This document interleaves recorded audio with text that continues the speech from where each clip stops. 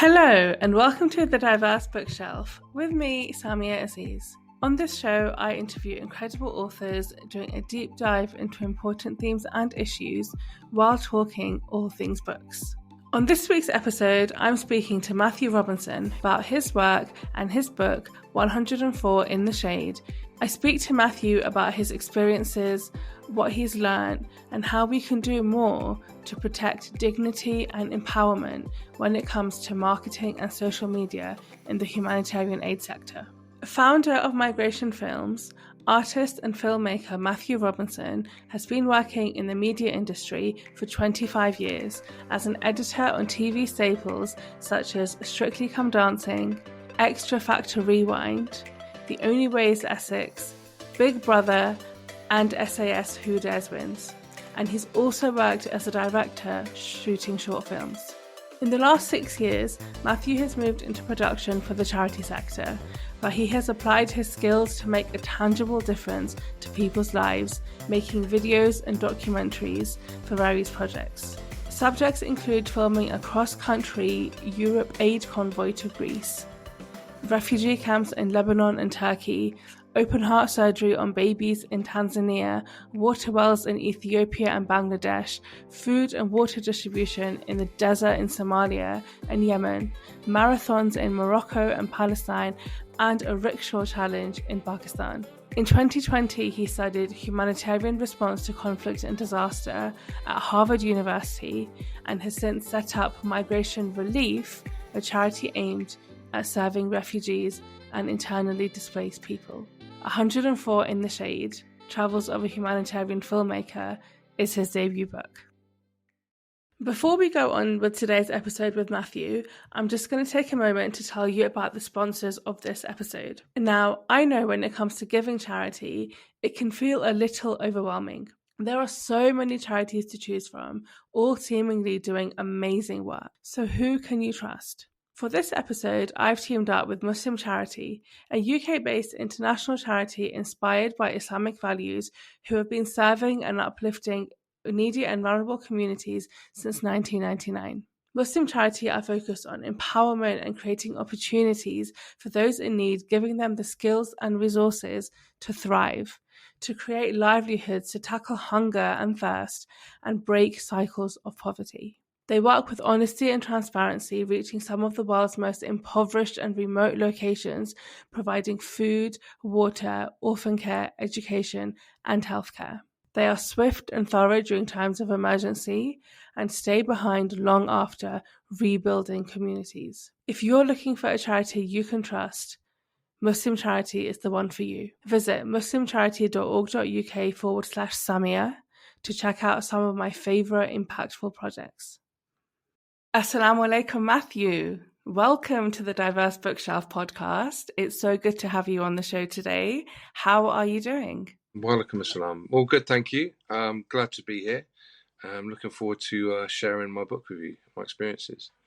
Yeah, so we're talking today about your book, which is called 104 in the Shade, Travels of a Humanitarian Filmmaker. So I have many questions about your book. I read it. I really enjoyed it. I think you're able to really transport the reader to the different places around the world that your book takes us, and really gives us insight to just some of the things happening around the world that may not be at the forefront of our mind, or we may have forgotten about, as with the Rohingya refugee crisis on the back of the genocide in Myanmar. And just it raises a lot of questions, I think, as well about the state of the world and about what we can do and about the charity sector and all of those wonderful things. But let's begin with your book.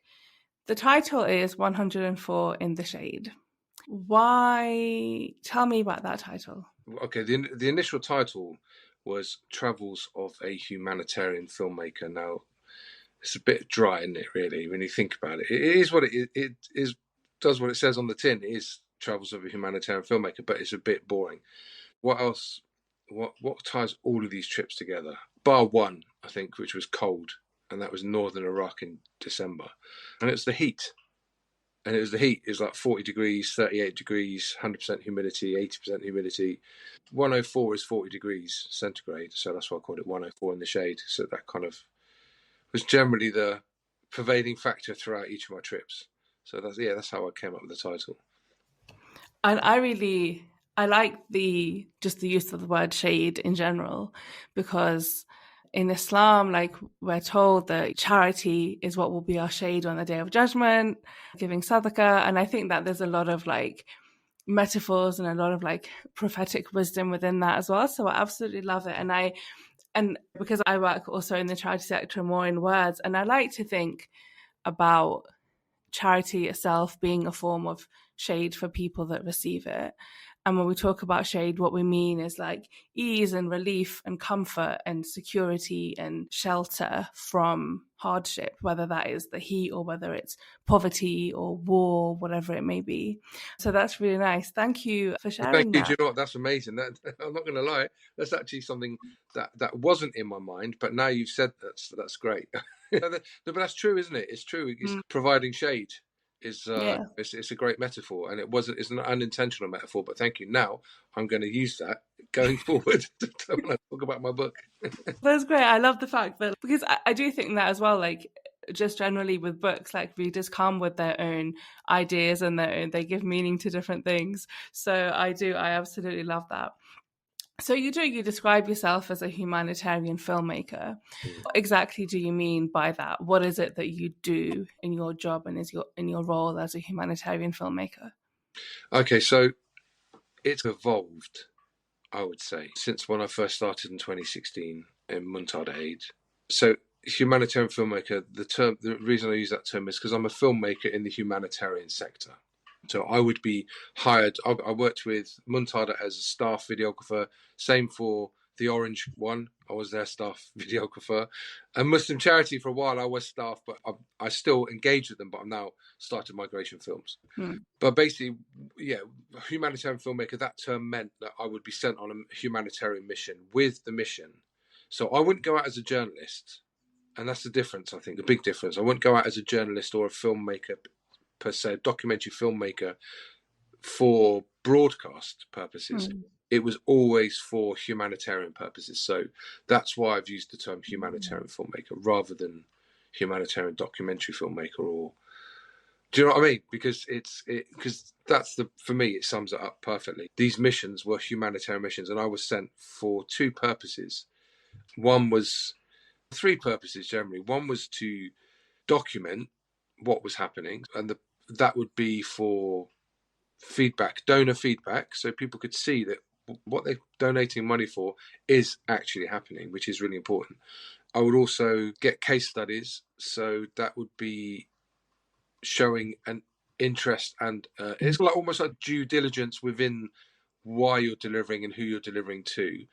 But then the caveat of that is it's fundraising, so obviously then make fundraising films from that. So those were the purposes. That would be the reasons. Since then, it's moved on a little bit for me, because now what I'm doing, I'll give an example. My latest film that I've just had the sound mix done, the grades done, I've now got to sync it up, and I'm sending it off to film festivals currently. It's called Selab 104, not 104, that's my book. It's called Selab. And Selab means, it's Urdu for flood. See, this was off the back of a rickshaw challenge, which it's something that a charity called Muslim Charity do, and give a man a fish, you feed him for a day, teach him how to fish, you feed him for a lifetime, and his family, and educate his kids, bring the village up, etc. The deal was, I went on this rickshaw challenge, which was supposed to be a cultural trip, and also for the fundraisers, but also to present these rickshaws that have been fundraised for to these families so they could become self-sufficient and make money.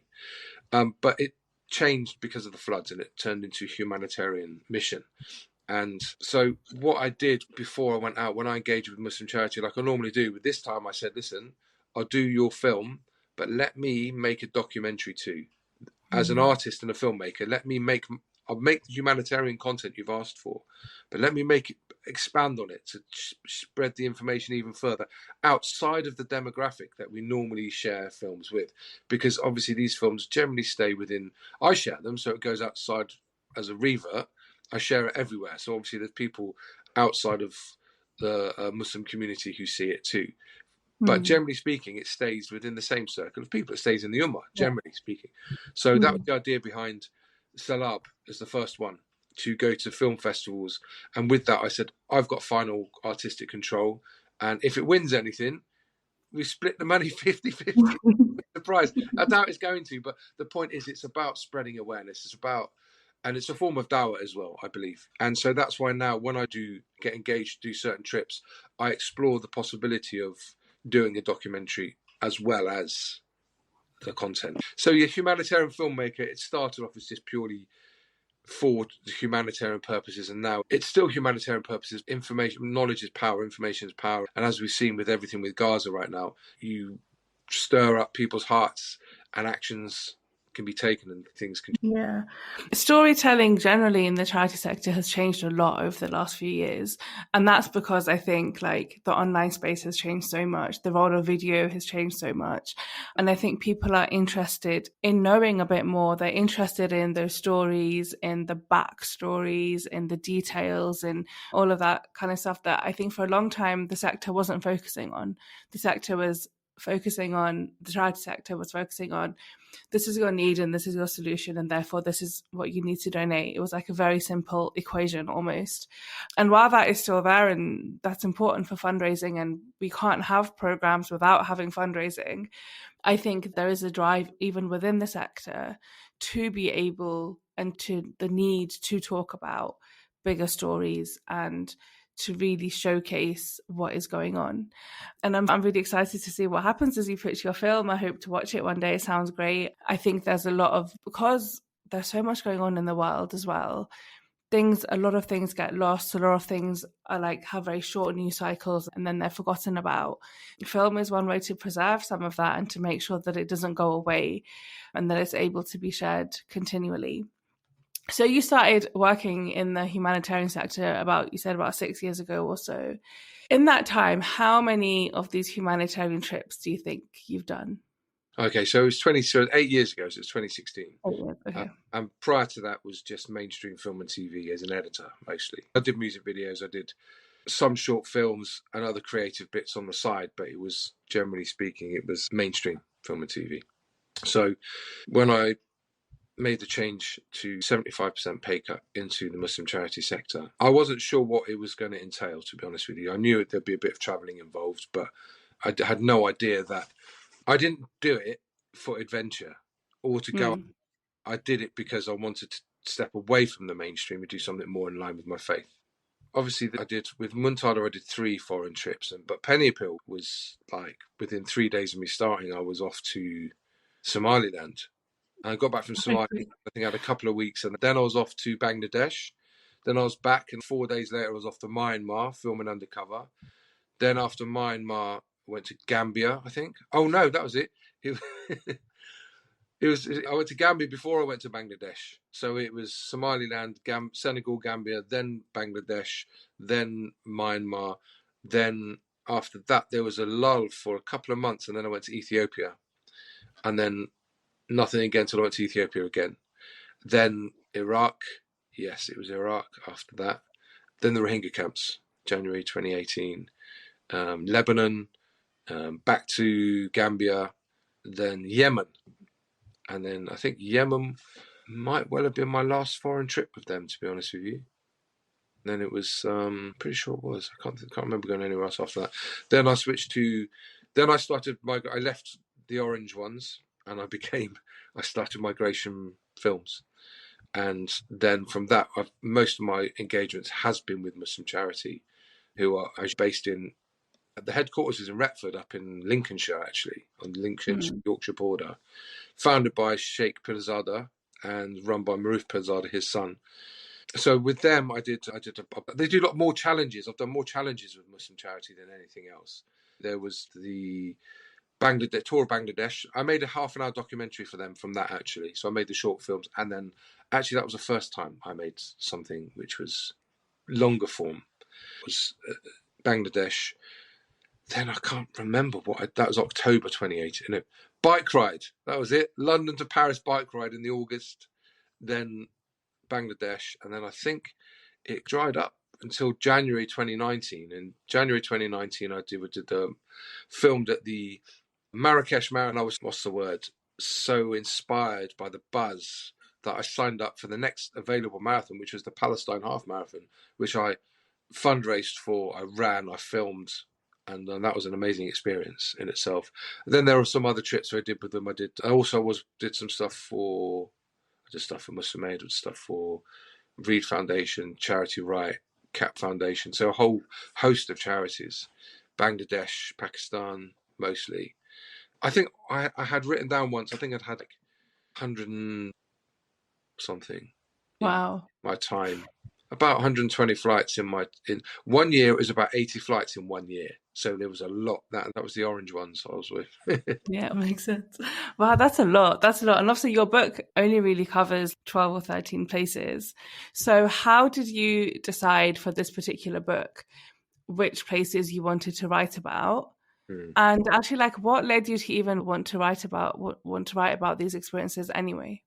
Okay. So actually in chapter 14, Odds, Ends and the Road Ahead, there are elements from different trips.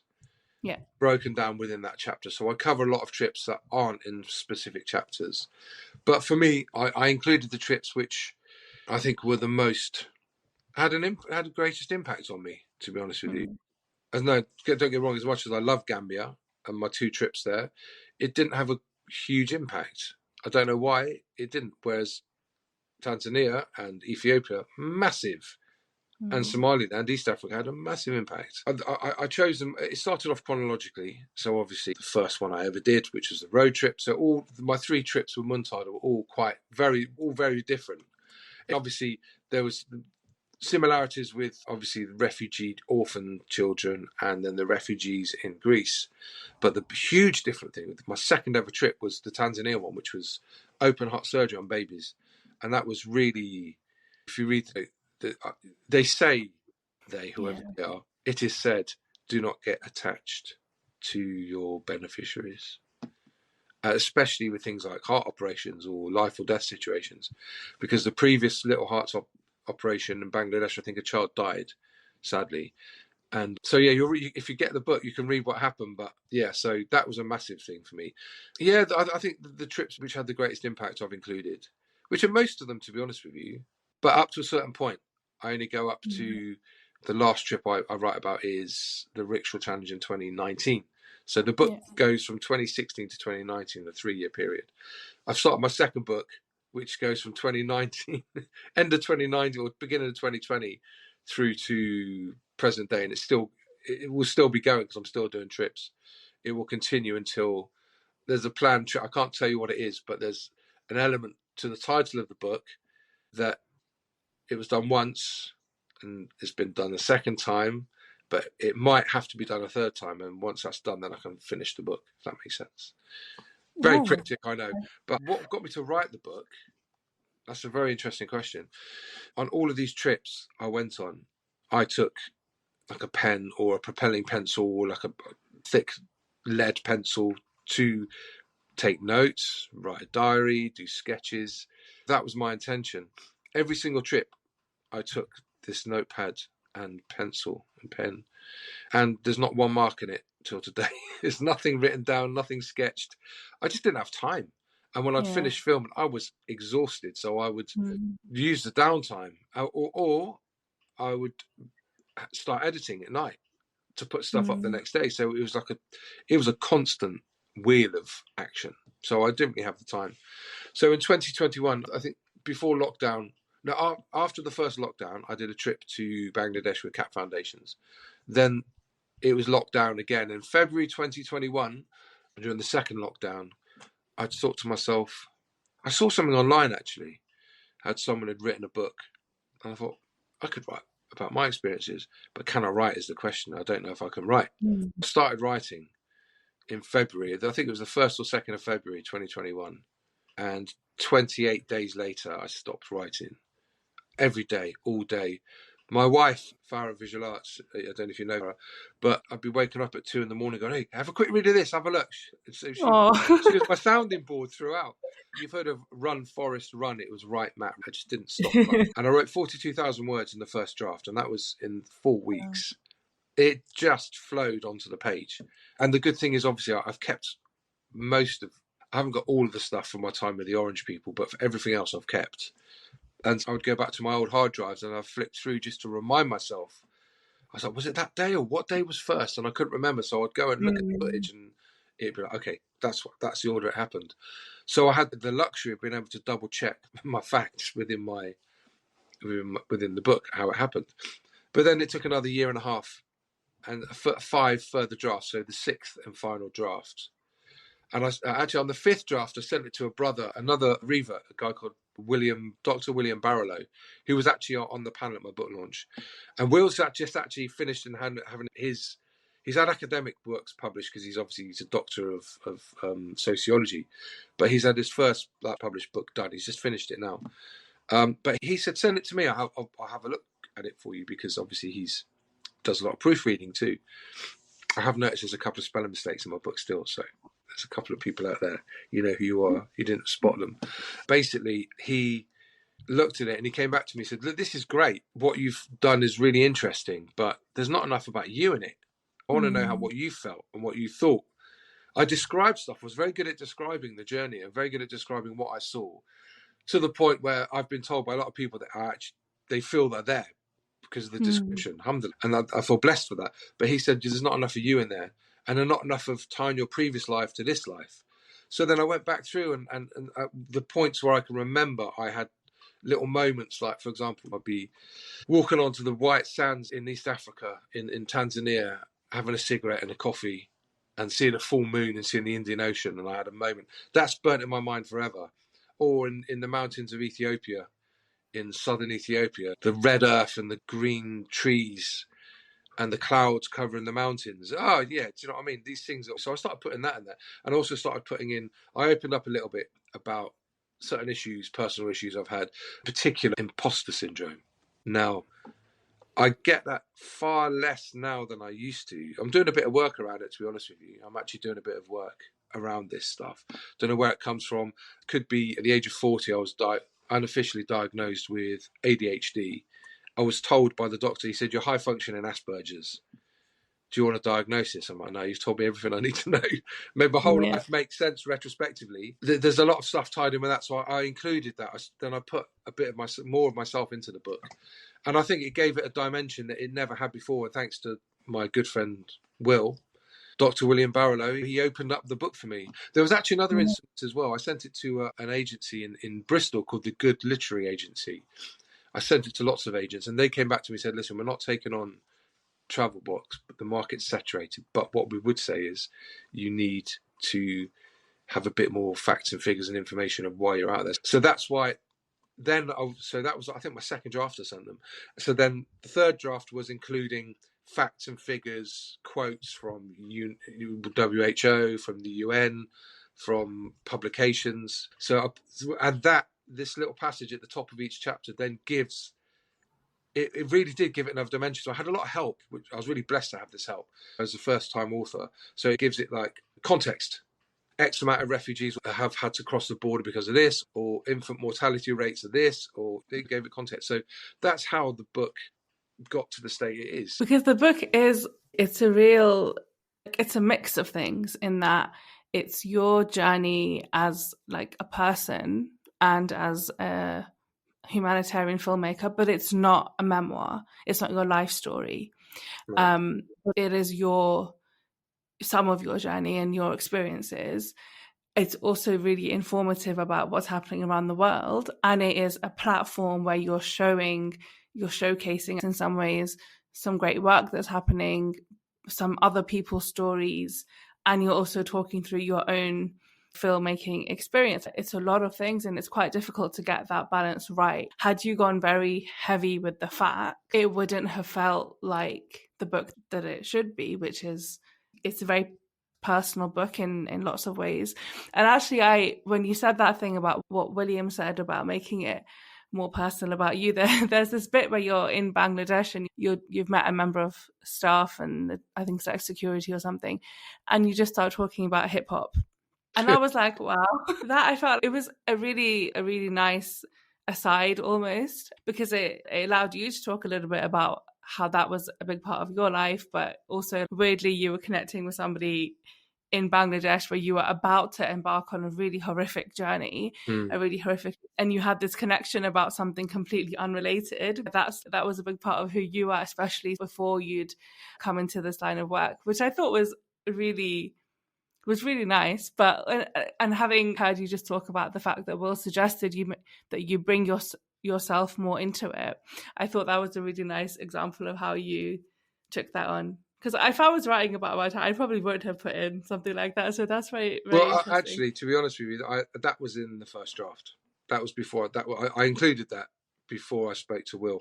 But the stuff that Will was talking about more was specifically like in Yemen, for example, where he said try and bring your past work experience and compare it to what you're doing now, because it was a massive change. And so when we were in Yemen, there was a gunfight between the Saudi militia and the South Yemen separatists in the street outside the sports centre. We had to go and lie on the first floor, lie on our backs. You could see the bullet holes all around the wall. And I was like led down for 2 hours, 3 hours. We were there waiting for the fighting to stop until they told it was safe to come down. And it just reminded me of times when I would be working on Towie on The Only Way is Essex, and I'd be led down in an edit suite, just like exporting, and I'd be there with like my senior edit producer, Duncan Wilson, or TVC Soho when I used to go and do an edit there with my mate Simon Ward. So it's those kind of things, the comparisons between my past. That was another element he suggested as well. Yeah. No, that's really great, really interesting. You say that you didn't have time on these visits to actually like to write at the time, and I'm like writing offers a form of processing, I think, and I completely get that. But you do throughout the book, at the end of some of the chapters, you've included almost like poems or bits of writing that you've put together after you've come back. And a lot of these I understand from the book, they are part of your own sort of like healing. Sometimes you've had to go to therapy to deal with and process some of the things that you've seen. But what has led you to write that short form poetry, to really process what it is that you had seen? I think it's a combination of things, really. I think that you're right, it's to process feelings. It's a way of using expression, artistry and expression, to get that feeling that you're holding out. And recently, I wrote a poem after I was filming down on the 15th of November outside of Parliament, called the 293, Forever Evil They Will Be. And this is about the 293 MPs that either abstained or didn't vote for a ceasefire. And I put that out on social media because it was I wrote that literally from getting on the tube at Westminster and getting off in North London. It was a process. I wrote the poem, edited it, and had it ready by the time I got off the tube, and I put it out.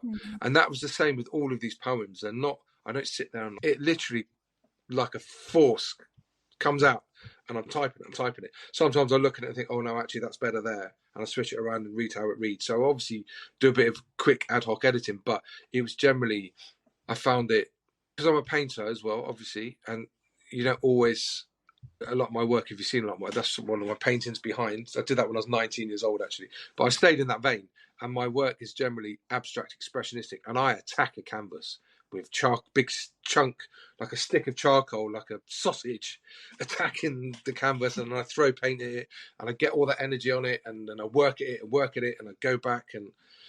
But with the beauty of poetry is you don't need to have a canvas, you don't need to be in a studio. I could just put it out there and then, and that's basically what it was. And with normalization, which is in end of chapter 8, the Rohingya sister who told me her horrific experiences. Even now, when I talk about it, I choke up. I can't really talk about it. Sometimes if I talk quickly and just go through the facts and figures of it, I can get through it without my voice cracking up. But it was about just over a year after that happened that I wrote Normalization, and that was really cathartic. It really helped me because I'd had 6 weeks counselling. The Orange ones sent me to counselling, and that really helped. And big up to them for doing that, for providing me with that. But it didn't really do anything, to be honest with you. that's not down to them, that's down to me. I just couldn't connect and couldn't get it out. I couldn't rationalize it. And I still can't rationalize it. And I think there's certain things that you can't, and without giving too much away, final line of that poem, Normalization, where they are now, same tent, same hill, mother and daughter existing with the dead. That's where they are. They'll always be there for me. That's where they will always be. And I think anyone who does experience any kind of secondary trauma or first-hand trauma or whatever, I think you find ways to cope with it, but it never goes. You never get rid of it. Yeah, I know. I think it's so difficult working the sector, like some of the stuff that you've not only that you face, but you become very closely intertwined with. And I think en masse we're experiencing a level of this at the moment with all the footage coming out from Gaza. Yeah, and that's survivor's guilt, absolutely. When I open my fast at the moment, I feel guilty. There's an element of guilt, of course. For sure. Yeah. And it's really difficult to know, like, where to place that and what to do with it, because sometimes the world just feels so ridiculously unfair. Like you just feel, and I think the biggest thing we struggle with is you left the Rohingya refugee camps in Cox's Bazar, because I visited Cox's Bazar back in 2018 as well, and I had the same experience. When I left, a part of me was, I guess, like relieved that I was leaving. But then another part of me just felt so disgusted about the fact that I was leaving. Like, how is it that I am able to leave and go, and I'm going to go and stay in a hotel, and I'm going to go and have a nice warm shower and have walk away good food. Exactly. And all we have to deal with is like the memories of what we saw, what we heard people talk about, or what we saw in the camps, not actually any lived experience. And that's really difficult. And I think we experience that on all different levels, especially, as we said, like with what's happening in Gaza at the moment, and in Sudan and Yemen and Syria and around the world. But also just like in our everyday lives, when we walk past somebody on the street, when we hear stories about people can't afford to turn on their heating in winter, there is a real sense of that, like, inequality. I think it really hits you in the face. But you know what makes that even worse? Sorry, what makes that worse for me today is walking through. I was filming in the Frontline Club on Monday, and I walked back into Edgware Road Station. I opened my fast in a little Syrian cafe on Edgware Road. I went back to Edgware Road Station. There was a lady sat there. Clearly see that she was living rough. She was battling with something or other, and she was asking for money. And since COVID, I just don't use cash. Yeah. I don't. And so I've got nothing to give her. So I don't know. Sorry. A bit of a digression there, but it's really tough, isn't it? The way things are going as well. We are becoming less and less able to help people because of the way our governments and the way the society is heading. Yeah, because things are becoming a problem now that you never even thought could happen. Like, we never believed that a government around the world, a military force, would be legitimized in their attack of hospitals, would be legitimized in their starving of a population. Like, these are things that you never even thought could happen. And when they're happening, you're paralyzed by, okay, now what do we do? Because we didn't even see this as a possibility. And then obviously, like, even just here in the UK, we're seeing all of these changes as well, and the same things are happening where we're seeing kids are going to school without food, and like they're not getting the right uniform because there's just no money, and they're cold, and all sorts of things are happening. And I think that's the biggest thing, is that I think for so long we've believed that we live in a democratic state, in a free world, there's these values of equality and justice. But now the things that we're seeing are just things that we never believed would ever happen. What we're seeing is proved that it's conditional. It's conditional, and it's conditioned on your place of birth, on your race. Yes. Human rights vary on your place of birth. Yes. Even more so now. And we are seeing the hypocrisy of all these institutions that have been put into place. We see the hypocrisy of especially of this country in the United States of America. Not even the hypocrisy, the blatant complicity in genocide, complicity in genocide. And what can we do about it? And even something like our politicians, I even considered standing against David Lammy in Tottenham to make a point. But then I have to think about, before I was Muslim, I lived a life. I used to go to free parties, and I had a very different life before I became Muslim, before I started practicing. And that's the kind of thing that it puts straight away. By trying to challenge the status quo, you know that you're going to be put under the microscope. You're going to be things. Yeah. This is why I firmly stand behind our Leanne Mohammed in Ilford North. She's young. She's at the start of her life, and she's got, I doubt, got any skeletons in the closet. Clean living, good young lady, alhamdulillah. But yeah, the double standards we're seeing now, and you look at UNRWA, you look at the lies that have been peddled in the press. UNRWA, which has kept the Palestinian diaspora as Palestinians for 3 or 4 generations, so that they can return. And this is so important, the work that they do. And as soon as the ICJ happened, we saw what happened. Israel lied. Basically, what we're dealing with, and obviously I have to be very careful what I say and how I say it, but the behavior, the propaganda is global, reminiscent of 1930s, 1940s Germany, coming from the Zionist entity of what they call themselves Israel. And to be honest with you, it's tarring, accusing aid workers of working for Hamas, and now targeting of aid workers, targeting of people trying to get aid. I know this is extreme. This is an extreme example, but unfortunately, with what's going on in Gaza, the Israel and the United States and Britain, and by it looks like Egypt as well, are all complicit in making the situation nigh impossible, and therefore encouraging man-made induced famine and starvation on a mass scale and a rapidity that we've not seen in our lifetime. I don't think anyone's ever seen it like this, to be honest with you. No. What do we do? What can we do? I've got a few things in mind, but how do we deal with this? How do we challenge this? And there are many entities and bodies within the UK, around the world. People are putting things together. They are organising, coming together and trying to find ways. Let's face it, the UN, the way the UN works, it doesn't work. It doesn't work because everyone votes for a ceasefire and the United States doesn't. And the United States of America, being a founder member, it's like, how can it have that rule over everybody? That's corruption. And unfortunately, how do we change it? Do you know what? One word springs to mind, but that's going to stay in my brain. I'm not going to say it. We just have to get together and do what we can within the framework of the law of whichever country we're in, or international. Yeah, absolutely. And I think it starts also with ourselves in this situation. The UK government, the Israeli government, the American government, they want us to feel useless. They want us to feel like there is nothing that we can do. They want us to give up. They want us to turn away. And in my mind, I feel like the biggest resistance is just to keep showing up.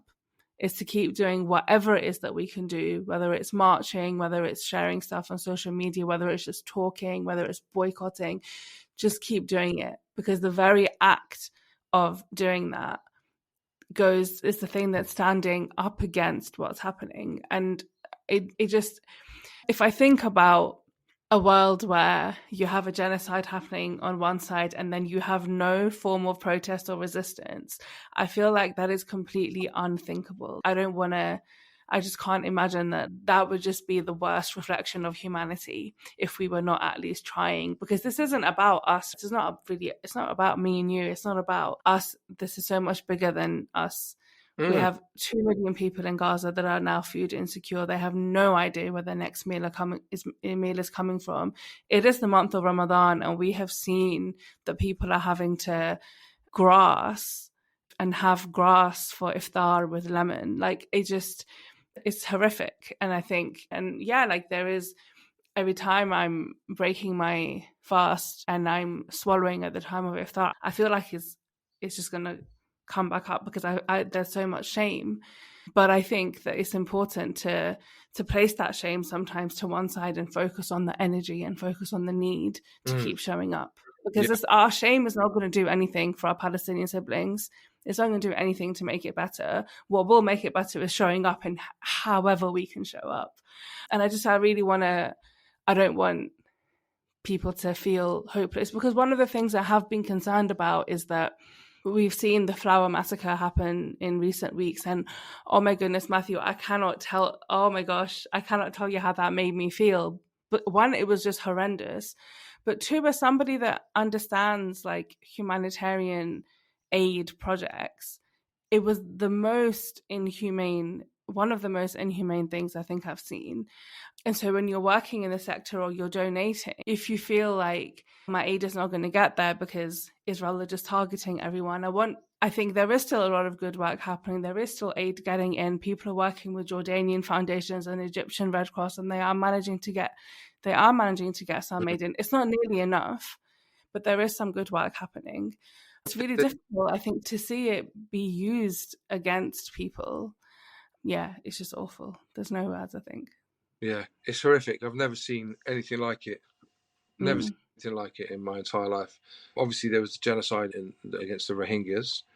And obviously, we've got the silent genocide going on in Congo, which has actually been going on since 1994, when you think about it, from Rwanda. Yeah. And we'd need another show to talk about that, probably. But yeah, with how do we approach this? How do we deal with this? How can we make a difference? And I think, as you said, we just have to keep, and hope is important. And I've had flashes of losing hope a couple of times when I think, well, how is this the hope with the ICJ? And they don't care.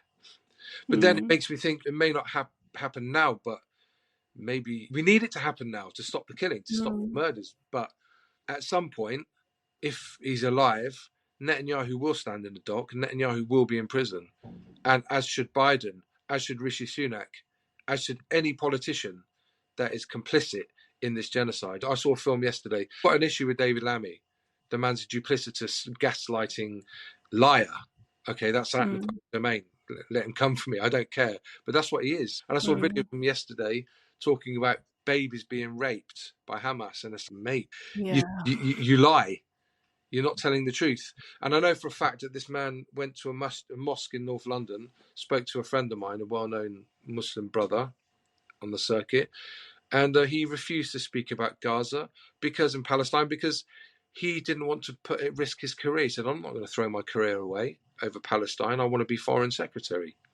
What does that tell you about the man? Exactly. My interaction with him, all he did was slag off his constituency and gaslight and weaponize things I said to him in an earnest, honest conversation. Yeah. We need to work on our strengths. This is the key thing. This is what we need to do. Anybody can be a commentator, and it's great that we all share. And I found myself putting myself out there a little bit more than I would normally with certain content about certain things, whether it's about broadcasters or implements that are used as weapons or whatever. I've put myself out a little bit more than I normally would. But the most important thing is, and I'll give you an example, I was approached after I went on, I was invited to go on to GB News, and I spoke about why we should march on the armistice. And off the back of that, somebody got in touch with me. A couple of people from different sides got in touch with me and said, we know someone who is in a certain position, who has collated a document, got the information, they've cross-referenced it, they've got all of the information which is in the public domain. So there's like references to everything that they're saying, and they sent me this document. And it's about Rishi Sunak's genocidal conflict of interest with Infosys, and how the deals that have been signed, the gas drilling rights in the sea off the coast of Gaza, with the 1.5 billion deal that his father-in-law's company based in Israel has signed with BP, whole load of stuff about this conflict of interest. And then we look, this is important. And I put that information out there, I put the film out there, and other people have done other similar things as well. I'm not saying off the back of that, but they've also done similar things. But the reason it worked so well is I'm not really a researcher. I do research. I look at what's in front of me, and if I have to do research, I do research, because that's what you do as a filmmaker. But people who are good at collating information, people who are good at academically, people who are good with the legality of things, focus on that, come together with people and create something that has weight and substance, like South Africa did with the ICJ, with all the films and the evidence they had. They came together, they put it forward. Unfortunately, nothing's been enforced. No one's listening to the ICJ, no one's listening to the International Court of Justice. So what do? We scare them with our votes. That's the next thing we can do. And when you look at the conduct of the Speaker of the House, Sir Lindsay Hoyle, when he threw the vote from the SNP, turns out his father founded the Labour Friends of Israel. And Keir Starmer yeah. by Labour Friends of Israel. And David Lammy is funded by Labour Friends of Israel. And Angela Rayner is funded by Labour Friends of Israel. And Rishi Sunak is funded by Conservative Friends of Israel. And Israel are everywhere, in everything. And in the media, look at the Murdoch, look at News Corp. It's all tied in with the Anthony Horowitz Foundation, which funded Tommy Robinson and Katie Hopkins and all of these right-wing. All the information's there. The information's all in the public domain to see. But unless you actually care about Gaza and Palestine and what's happening to humanity, you're not going to be bothered to look, are you? But Yeah. I think if the general public knew generally what was going on and what was influencing things and what was funding things and how a foreign power, a foreign entity that has been steering our decisions for 100 years or more, the Zionist political movement has been steering British policy for a century, even before the creation of the State of Israel. It's shocking. It's shocking. Yeah, that's what I think when we talk about showing up, like that's why we need to show up, because what we need is the public narrative, the mainstream narrative to shift. And I believe it is shifting. We have seen it shifting, but it's not something that's going to happen overnight. It's not all of a sudden going to be overturned. It requires us to keep continually showing up, to keep putting out the right information, the correct information, counteracting what is being put out by the extremely heavily biased BBC, for example. And even the BBC, to be honest, some of their reporting has been not what you'd expect from the BBC either. Like there is definitely a shift. Yeah. And that is where I find hope. And I also think that like for sure. Give an example of something. I was filming on something called the Warrior Retreat back in 2022, and it's all based.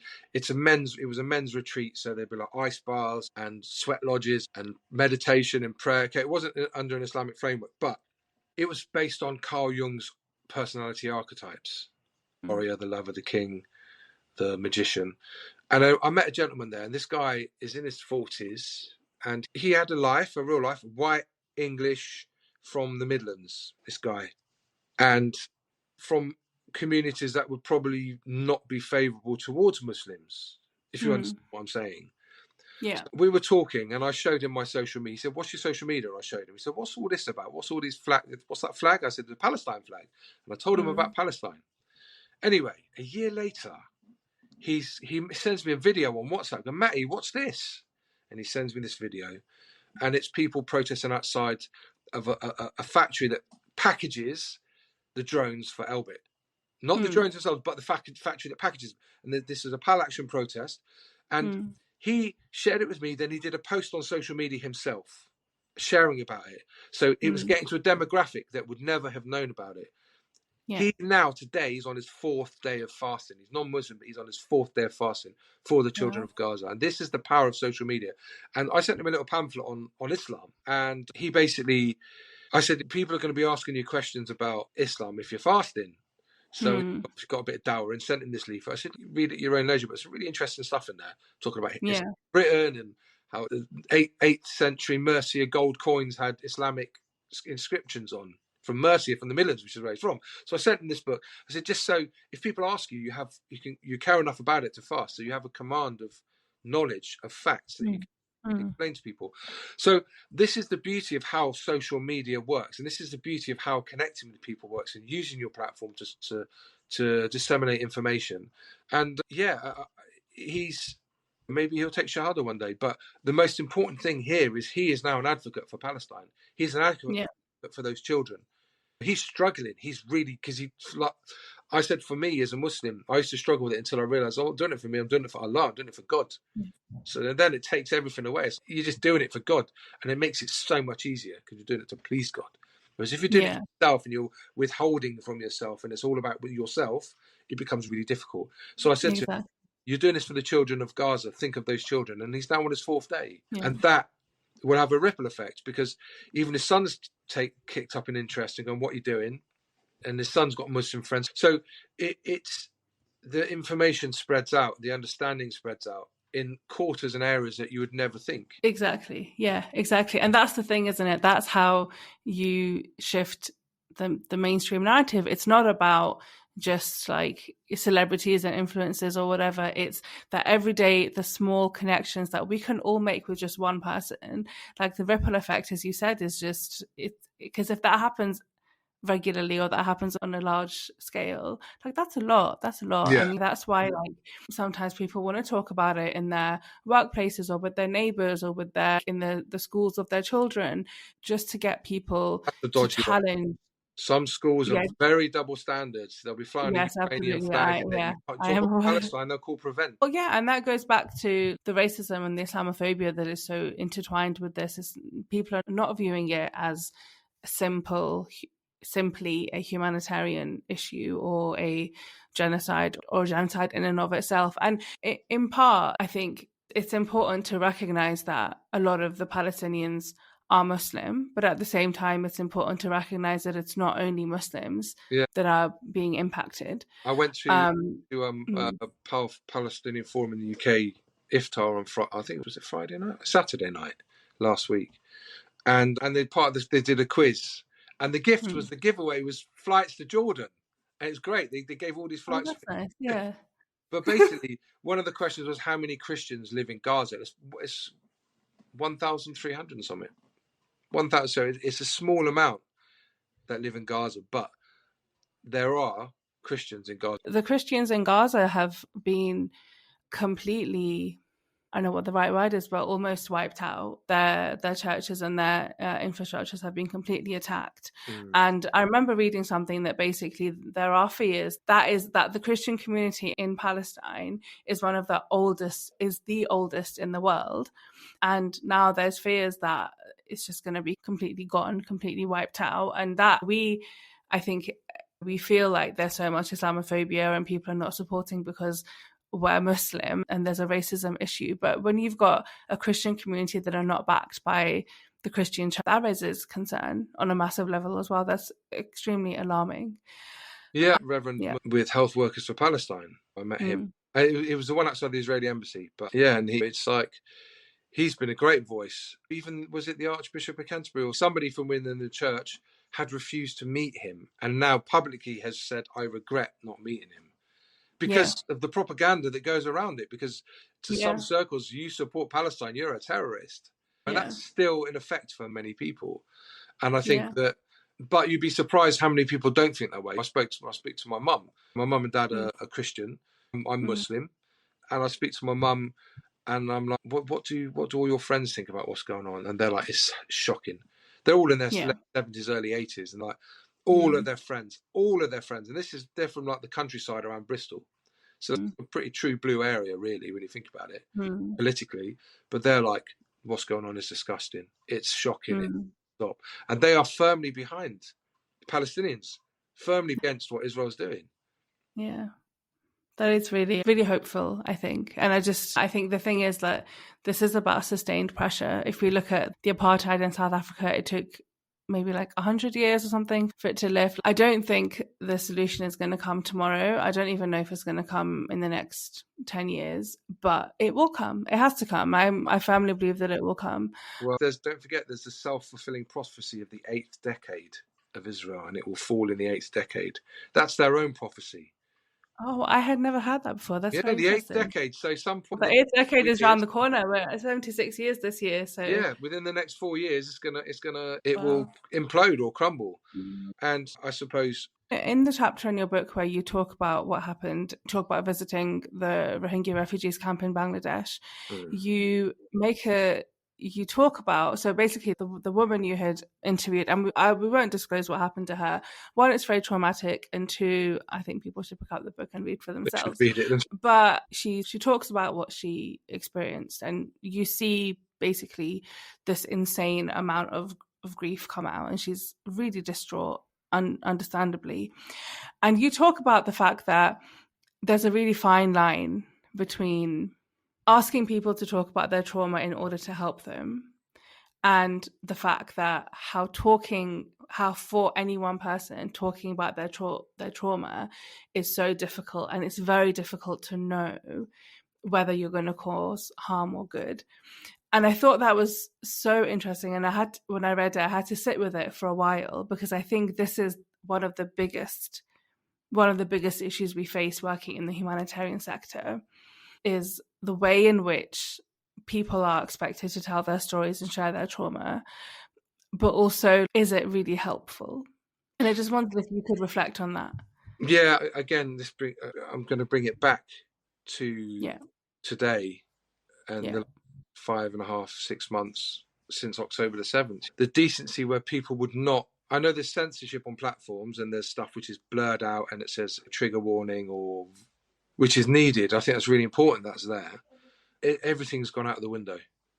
Yeah. It's the image, the first thing that really burnt into my mind more than anything was, and that was in October, I think it was the first or second week of October, that boy who had his legs blown off and his face was gone and they were washing his face and he was screaming. You could hear him screaming. And then he passed away, not on camera, and his dignity was gone. He was naked and it was awful. And that's burnt into my mind, but not just the vision, the sound of that.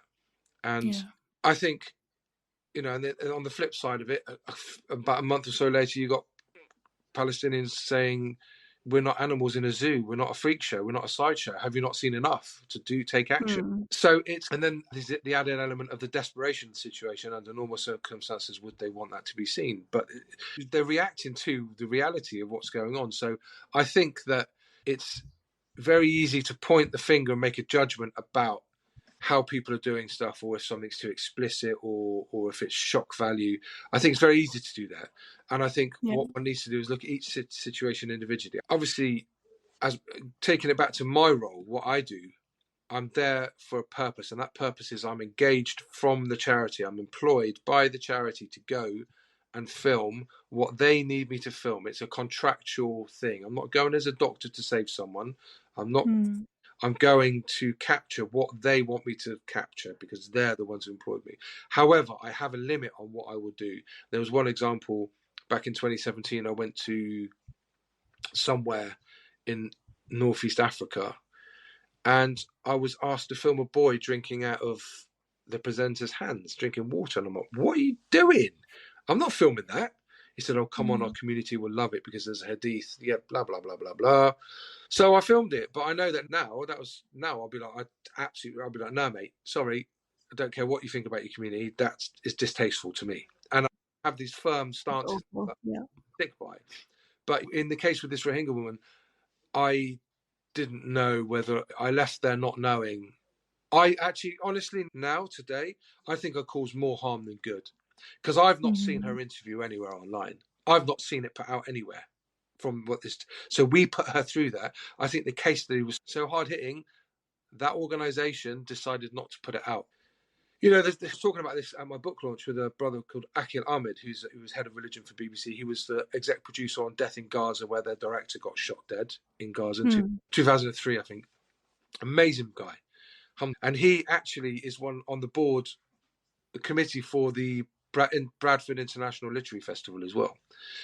He was telling me, we were discussing the difference between dignity and preserving someone's dignity when you're filming in a charity capacity and filming a documentary. Either way, there have been times where I've put my camera down and I've not filmed because I care about what the person who's in the situation, who's been hurt or is ill, maybe how it makes them feel. But then there's other situations when you're on the run and you just film it anyway. Basically, the law of documentary making is you just keep rolling, keep filming. You have to. And then it's up to you after the event. But that's, again, the difference between documentary filming and humanitarian filming. I think you need to gauge it very sensitively. And at the end of the day, it's not going out in a news format or sharing hard-hitting stuff to people out who want to watch it, who are interested, whether through political view or humanitarian view or whatever. You're doing it's for donor feedback or to raise money or to get an insight into it. So in those situations, if you're there as a charity, I think, I don't know, I battle with this because part of me still wants to keep rolling. Remember why I'm there. I'm not there as a documentary maker or a news gatherer that I have to get it and then make a decision on it. I'm there in a humanitarian capacity. So if I go and cause someone distress by the fact I'm filming them in a vulnerable situation, I am counteracting the good that the charity are doing. Yeah, and also as a humanitarian filmmaker, when you're on a mission, you actually it's not then your call about what goes out. That decision lies with the charity, really. And so Exactly. you can say, I don't think this should go out, but they can just say, whatever, Matthew, not your call. Yes, spot on. And then you have to live with that, with the consequences of that. Exactly, spot on. So I also believe, obviously you've heard of the Sphere Handbook, and the Sphere Handbook was created for charities. It was guidelines for charities to operate after the Rwanda genocide, and how charities went in and there were deaths through negligence, through bad decision making, and not having. There were certain things that happened that it caused more harm than good, and people died. So that's when the Sphere Handbook came out for these regulations and guidelines. And I think we need something similar with social media, with filming in humanitarian situations.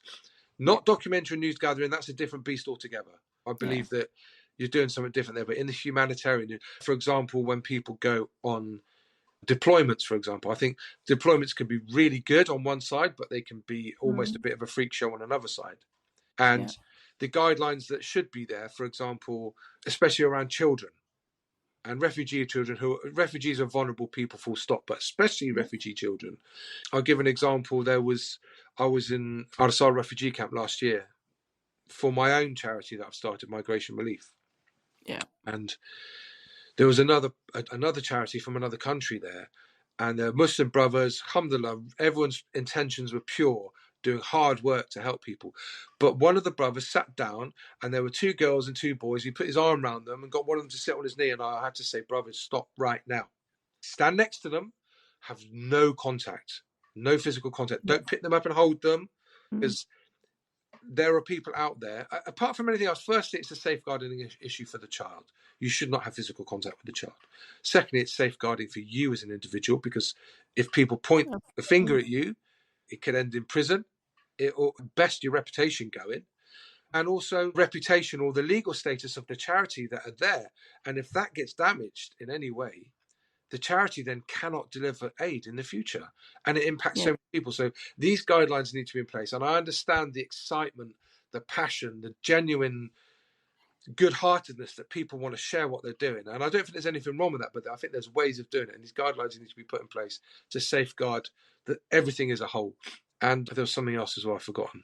I think you're right, because it's about getting the balance right. It's about actually really thinking about the impact that your actions can have. Because I think in that moment when you're on a deployment, and so what we're talking about essentially is untrained volunteers who have, a lot of the time, they've raised money to go and deliver some sort of aid. Usually it's food parcels that they themselves have gone to factories in country, and they're packing them and they're distributing them with teams on the ground. But these are people that often this is their first time traveling to a place like a refugee camp, or their first real exposure to the ins and outs of the charity sector. And so there's a lot of, I do believe there's a lot of good intention, there's a lot of passion, there's a lot of drive, but it's about understanding actually how harmful it can be to go and try and make a connection with a child when a few hours later you're going to be leaving, or connecting with somebody and in some way, shape or form implying that you want to help them, or you're going to come back, or you're going to do more for them, and then you're going. And there's things that you don't even realize that you are implying just by the way that you're carrying yourself and the way that you're behaving. And so I agree with you. I think there needs to be a little bit more guidance and support with that, and it will make everything, hopefully, inshallah, like better for every single person in that process, because there's a lot of stakeholders in any deployment. There's a lot of things going on, right? It is a organizational whirlwind. There's just so much going on. I also think that there's one example of a charity, an amazing charity in a country, in a refugee camp, and an individual was so moved by a disabled young, I think it was a girl, so moved by the situation, and this person had influence online, and they were so overcome with their emotions and what they saw, they couldn't handle it. They were crying and snotting, and it was like I could see the pain they were in. But then it's actually, do you know what? I understand your pain, but you know what? This isn't about you. This is about them. One needs to, and I've seen people do this very well. My first time I went to Lebanon, there was one brother, I'll name Umran Amin. He's in my book. Yeah, alhamdulillah, wonderful brother. And he felt emotional, but what he did was he removed himself from the situation. And I looked out, and he walked away from the border, facing away from everybody. And I walked up to him, and he was crying. But I was like, put my mind. I mean, he was like, it's just really tough. And he pulled himself together, went back into the situation. And that's the key thing. Our sensibilities and sensitivities are not, when you get home, when you get back to the hotel, when you get back in the minibus and you're driving away, talk about it, cry, react, back to the hotel, back to the UK, whenever, but not in front of the beneficiary. Have a bit of self-awareness that it's not about you, it's about them, and you don't get to do that. And yeah, because already, like, it's so the relationship between a charity and a beneficiary is already actually it's quite tense, right? Because nobody wants to be in the situation where they are reliant on aid. But when your situation is so desperate and it's so awful, it's because there's a power dynamic there that is always going to be there, because there is one person helping another person in the most simplest of forms. And so that leaves like the beneficiary, the person receiving the support, even more vulnerable. And sometimes, because one of the concerns that we have in the sector is that when you go and meet somebody that is benefiting from a project, you're worried that they are saying things that will make you as a donor like happy or pleased in order to maintain that relationship. And this is a very real concern. And it's not, I know it sounds really ugly and I don't want it to sound horrible, but this is the reality. Because when you are dependent on aid, if that aid stops, like we're talking about life and death. And again, the reality is that if your circumstances were not, you would probably behave differently, and you wouldn't be having to make some of the decisions that you're having to make and say certain things that you're having to say. And I think that it's just about understanding the complexities around that, and then modifying your behavior to be in line with that, and to be respectful and mindful that this is what is going on. Yeah, no, I agree completely. I think that also carries over to the operational side of things as well. And there's something, and this is something I'm more obviously aware of now because of the fact that I'm starting my charity. Started my charity, it's still with the Charity Commission at the moment, but I've already done 3 missions. But one thing I think is really key, and I'll use an example. When I was in Lebanon for my first mission for migration relief February last year, I was woken up by the earthquake in Turkey because it's 250 miles away. I was woken up, like violent shaking of the building. There was no damage, but it was the building was shaking. It woke me up. And then following that, I had phone calls from people going, one person was like, or a WhatsApp message going, what are you up to now? Where are you? I said, I'm in Lebanon. Are you going to Turkey? No, I am. I said, why are you going? He said, I'm going to go check out the situation. I thought, okay, fine. And then another brother went there, and he was sharing the generosity of the Turkish people. Alhamdulillah. I'm not going to name that. This is a very good brother, but I felt that the urge and the human urge, human nature to go and help, which is what it is, which is good. Yeah. It's a good thing. Yeah. It gets in the way of what actually needs to be done.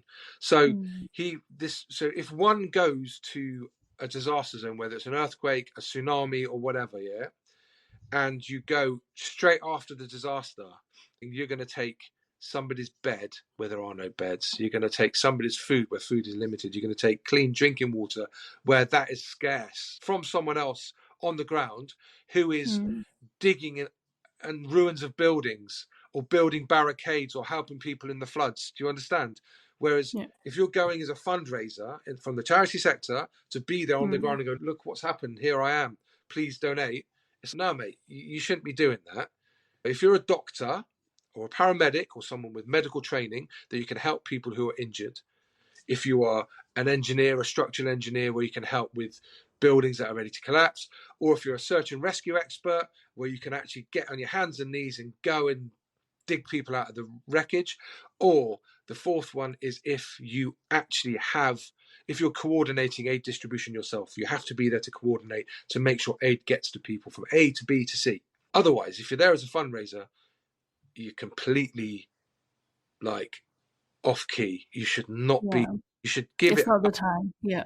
give it a bit of time for things to Mm. infrastructure to be in place. Then go out. Then fundraise. Mm. It's easy just to get on your phone and in your house or in your garden or wherever you want to do it and do a shout out because of what's happening. Edit a bit of footage in and put that out. That's all you need to do. But as a fundraiser, one should not be going to these disaster zones. And that's a real bugbear of mine as well. Yeah. But I understand it's a natural reaction. We want to help. We want to go. Yeah.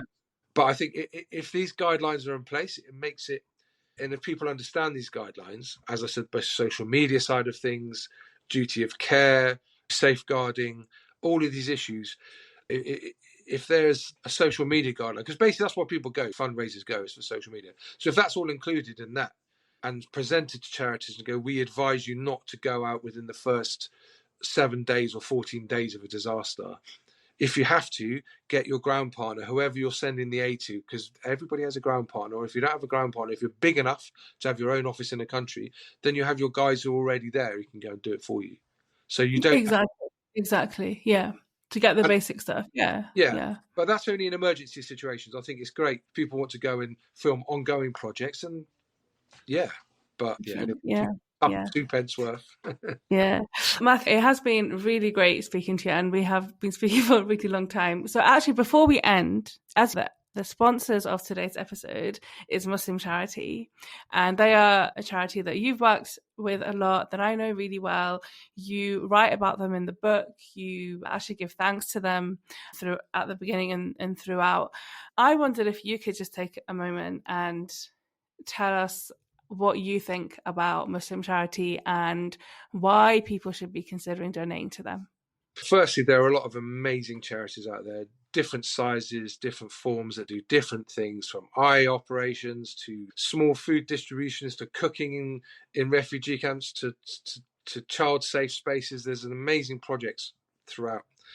But the thing for me is, and all the charities I've worked with that I've mentioned in that book, we talk about there's obviously certain issues and ethical issues and reputational things with some particular charities we've discussed, but they've also, don't forget, that aside, these things which aren't very good, they also do good work too. So remember that. But for Muslim Charity, for me, Muslim Charity are how every charity should operate. And Maruf Pirzada, who is the CEO, his father, Sheikh Pirzada, founded it. When he makes any decision, he has in his mind, when he makes his decision in the room, he has an imaginary donor and an imaginary beneficiary.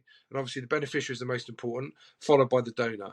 And any decisions he makes financially or operationally, obviously the operational decisions rely upon the consultants, and that consultant is Irfan Rajput, who's, as far as I'm concerned, one of the best consultants on the planet, still with the UN 30 years later. Everything is considered, and everything they work towards is not give a man a fish. Obviously, in emergency situations, that's a different kettle of fish, pardon the pun. That's a different thing altogether, isn't it? Emergency relief. But for long-term projects, their aims are to empower the local communities and build infrastructure, put people in place in those countries so that they become self-sufficient, so they don't need to rely on outside forces, outside countries, outside donors. And that is key. And the other thing they do, which is really good, is challenges. And there's the K2 base camp. I did that with them last year and the year before. They do marathons, they do skydives, they do all sorts of activities, which are good not only for bringing people together in the community, but they're good for health. So there's all these aspects too. But for me, it's the transparency. Whatever you ask to see, they will show you. So they take 9%. And listen, I do work with them, but I'm saying this because I firmly believe that every charity should operate the way they do. They take 9%, they don't take 30% or 17% or 12%, they take 9%, 6% on operations and 3% on admin or promotion or whatever. Yeah, basically they do really good stuff, and everything is very carefully considered. They don't do things which are wasteful.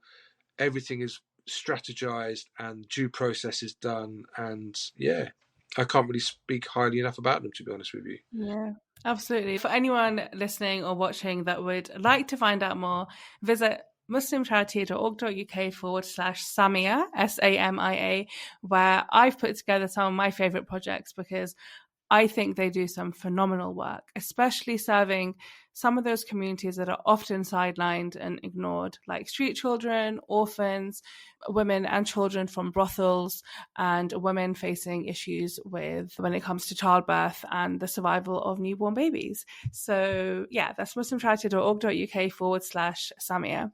Matthew, it has been so wonderful speaking to you today, and I really hope more people pick up your book, 104 in the Shade. Thank you so much for sharing so much today. Can I just say where it's available? It's available. Please do, yeah. It's available from the big beast Amazon. It's available from Author House. So you go to authorhouse.co.uk/, or you go to the bookshop and then search for 104 in the Shade. Barnes and Noble, Waterstones online. So anywhere online, pretty much. And also, I would like to say, especially with the Palestine stuff, because obviously I've not been promoting. So thank you, Samia, for this, because I've not been promoting my book during this genocide. I felt it wasn't appropriate. So I really appreciate this opportunity to promote it. I would say on Instagram, I do TikTok, but most of my Palestine stuff especially is on Migration Films. And my company is Migration Films, migrationfilms.co.uk, at Migration Films. Instagram and TikTok, Migration Films 1X. Not that I ever use it, apart from annoying Zionists. But yeah, and a huge shout out, actually, I have to say, huge shout out to my wife Farah, who has supported me throughout the entire process of this book and been a sounding board, and without whom I wouldn't have had the peace of mind and the space to write it in the first place. Yeah. Oh, love to hear that. On you, Farah. Well done, Farah. All right, well, thank you. Thanks so much, Matthew. Thank you so much. Bye-bye. I hope you enjoyed this episode with Matthew today. As always, I'd love to hear from you. Please do come find me on social media, and wherever you're listening to this show, like, follow, comment, subscribe, rate, and please leave a review, as it helps more people find the show. Today's episode was brought to you by Muslim Charity, a faith-based international charity working around the world to tackle poverty, hunger, and thirst. They deliver your zakat and sadaqah with honesty and transparency, reaching those in need with impactful projects all year round.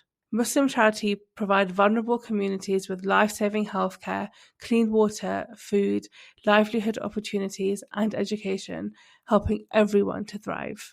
If you're looking for a charity you can trust, especially when it comes to your zakat and sadaqah, Muslim Charity is the one for you. Visit muslimcharity.org.uk/Samia to check out some of my favourite impactful projects. That's muslimcharity.org.uk/Samia, SAMIA.